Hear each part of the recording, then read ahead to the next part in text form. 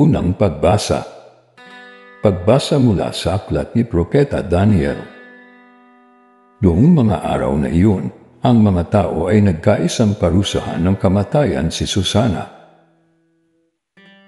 Dahil dito, malakas at umiiyak na sinabi ni Susana, "Diyos na walang hanggan, nalalaman mo po ang lahat ng lihim at nakikita ang lahat ng bagay bago pa mangyari.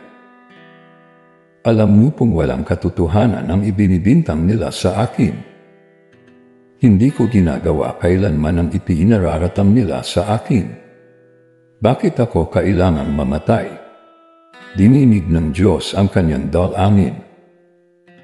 Nang si Susana ay dinadala na sa pagpapatayan sa kanya, isang binatang nagngangalang Daniel ang malakas na tumutol.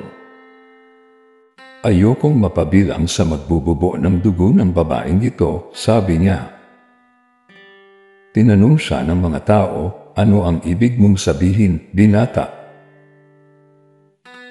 Lumapit sa unahan ang binata at nagpatuloy ng pagsasalita, "Mga Israelita, hangal ba kayo at hinatulan ninyo ang babaeng ito ng di muna sinisiyasat at maingat na sinasaliksik ang katotohanan? Kailangang ulitin ang paglilitis, walang katotohanan ang katibayang inilahad ng dalawang iyan." Nagdudumaling bumalik ang mga tao. Sinabi ng mga pinuno, "Daniel, yamang binigyan ka ng Diyos ng karunungang gaya ng sa isang matanda. Halika at sumama ka sa amin sa paghatol sa usapin ito." Pagkatapos, nagsalita si Daniel, "Paglayuan ninyo ang dalawang hukom at magkahiwalay ko silang sisiyasatin."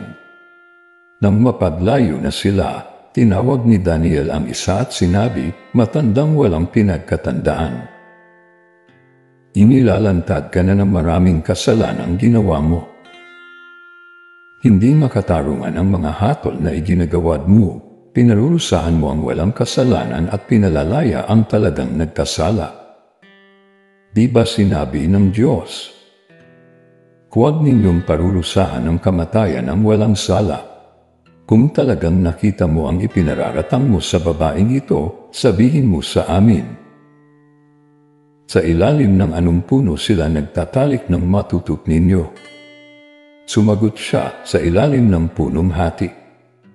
Sinabi ni Daniel, "Gayon. Buhay mo ang kapalit ng iyong sagot, pagkat ibinigay na ng Diyos sa kanyang anghel ang parusa mo at hahatiin ka sa dalawa." Inilayo siya roon at ipinatawag ang kanyang kasama. Paglapit nito, sinabi ni Daniel, "Ikaw naman, anak ni Kanaan, hindi ka tunay na Hudyo. Panihag ng alindog ng babae ang iyong isip at inalipin ng kahalayan ang iyong puso. Alam na namin na yun ang ginagawa mo sa kababaihan ng Israel. Tinatakot mo sila para pagbigyan ng iyong kahalayan. Subalit narito ang isang babae ng Huda na hindi natakot sa iyong kaindihan. Sabihin mo, sa ilalim ng anong puno ninyo nakita ang inyong pinagbibintangan?" At sumagot ang matanda, "Sa ilalim ng punong putol."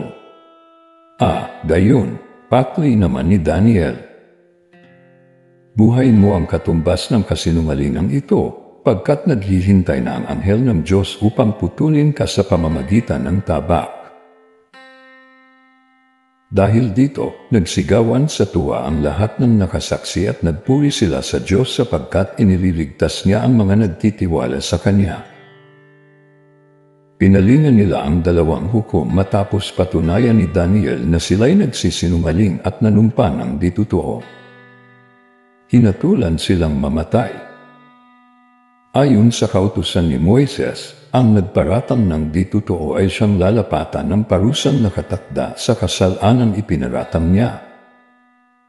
Naligtas na sa kamatayan ang isang taong walang kasalanan. Ang salita ng Diyos. Salamat sa Diyos. Salmong tugunan. Kahit sa daang madilim, Panginoon ko'y kapiling. Panginooy aking pastol, hindi ako magkukulang.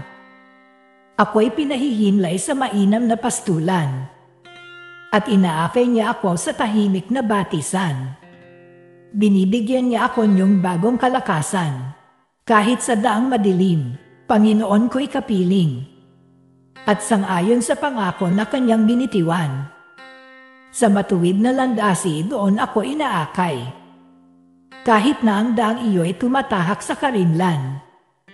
Hindi ako matatakot pagkat ika'y kaagapay. Ang tungkod mo at pamalo ang gabay ko at sanggalang. Kahit sa daang madilim, Panginoon ko'y kapiling. Sa harapan ng lingkod mo, ikaw ay may handang dulang. Ito'y iyong ginagawang nakikita ng kaaway.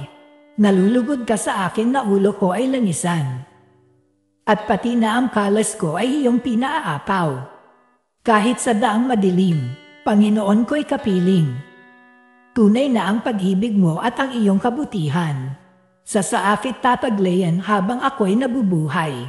Doon ako sa templo mo lalagi at mananahan. Kahit sa daang madilim, Panginoon ko'y kapiling. Awit pambungad sa mabuting balita. Sinabi ng kuong mahal, di ko nais na mamatay ang mga makasalanang nagbabagong kalooban, upang sila ay mabuhay. Ang mabuting balita ng Panginoon ayon kay San Juan. Noong panahong iyon, sinabi ni Jesus sa mga Pariseo, "Ako ang ilaw ng sanlibutan.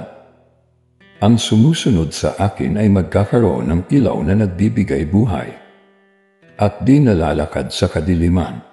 Sinabi sa kanya ng mga Pariseo, "Ikaw ang nagpapatutuo sa iyong sarili, hindi maaaring tanggapin ang patutuo mo." Sumagot si Jesus, "Kahit ako ang nagpapatutuo sa aking sarili, totoo ang aking sinasabi, sapagkat alam ko kung saan ako nanggaling at kung saan ako paroroon. Ngunit hindi ninyo alam ang aking pinanggalingan at ang aking paroroonan. Humahatol kayo ayon sa paghatol ng tao, ngunit hindi ako humahatol kanino man.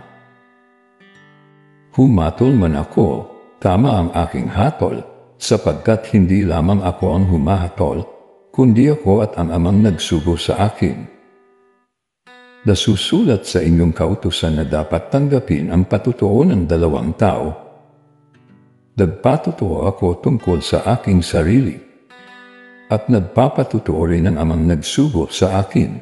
Kaya't siya'y tinanong nila, "Nasaan ang iyong ama?" Sumagot si Jesus, "Hindi ninyo ako nakikilala, ni ang aking ama. Kung nakikilala ninyo ako, siya'y makikilala rin ninyo." Ito'y sinabi ni Jesus nang siya'y nagtuturo sa templo sa may lalagyan ng kaloob. Ngunit walang nang aaso muli sa kanya, sapagkat hindi pa niya oras. Ang mabuting balita ng Panginoon. Pinupuri ka namin, Panginoong Hesukristo.